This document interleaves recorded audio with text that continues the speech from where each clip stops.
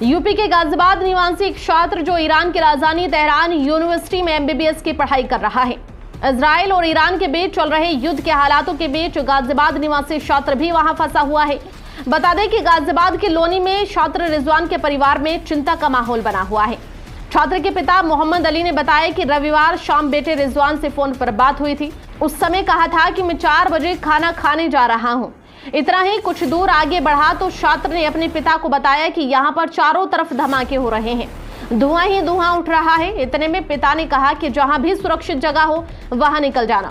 छात्र ने आगे पिता को बताया कि जिस इमारत में हम रहते हैं वह भी धराशायी हो चुकी है।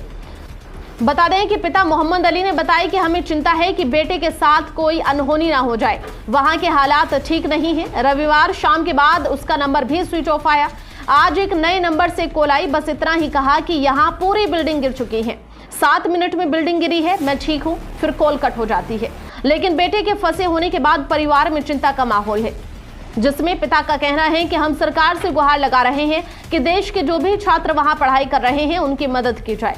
रिजवान की मां चमन रानी को भी बेटे की चिंता है। पिछले 4 दिनों से जब से वहां 2 देशों के युद्ध का पता चला है तो वह लगातार बेटे रिजवान को लेकर चिंतित है, जिसमें कल से चिंता और भी बढ़ गई है। परिवार का कहना है कि सरकार ही ऐसे समय में मदद कर सकती है।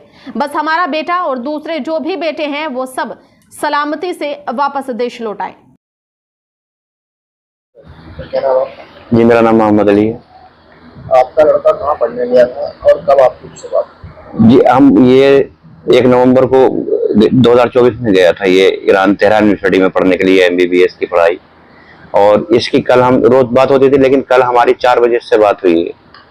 तो ये जब वहां से खाना खाने के लिए गया और हमने फोर्स करके इसको भेजा कि खाना खा ले बेटा, तो ये खाना खाने के लिए चला गया। लेकिन जब ये वहां से लौट कर आया तो इसकी बिल्डिंग जो थी वो पूरी तरीके से ध्वस्त हो चुकी थी और इसका तमाम सामान, इसके टैब, मोबाइल वगैरह, ये सारी चीजें उसी के अंदर ध्वस्त हो गई और बच्चे की जान भगवान ने बचा ली किसी सूरत। तो अब बच्चे से हमारा कभी अगर फोन हमें करता है तो किसी का फोन ले लेता है और 1 सेकंड के लिए हमसे कह देता है मैं ठीक हूँ पापा, बस इतना बोलता है वो। हमें नहीं पता कि वो कहाँ है और किस जगह है, कैसे है। तो हम प्रधानमंत्री जी से ये गुहार करते हैं कि जी हमारा बच्चा और अन्य भारतीय जितने भी वहां पर है उन्हें सबको बुला के उनकी माओ के हवाले कर दिया जाए। चमन रानी जी, मेरी कल 4 बजे बात हुई थी उससे।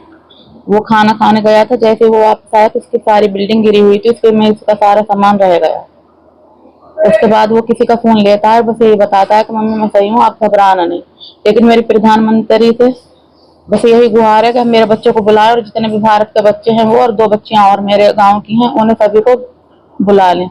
अच्छा, जब आपसे बात हुई थी तो किस तरह के हालात वहाँ पे बता रहे हैं? वो यही कह रहा था मम्मी इधर बस आसमान में मिसाइल दिखाई दे रहे हैं चारों तरफ से और जेट है और बस वही बरस रहे हैं और मेरी बिल्डिंग पूरी बिल्कुल ध्वस्त हो चुकी है, बिल्कुल खत्म। अच्छा, जिस तरह वहाँ के हालात है, आपका लड़का वहाँ फंसा हुआ है, तो क्या कुछ चीजें आपके मन में चल रही है?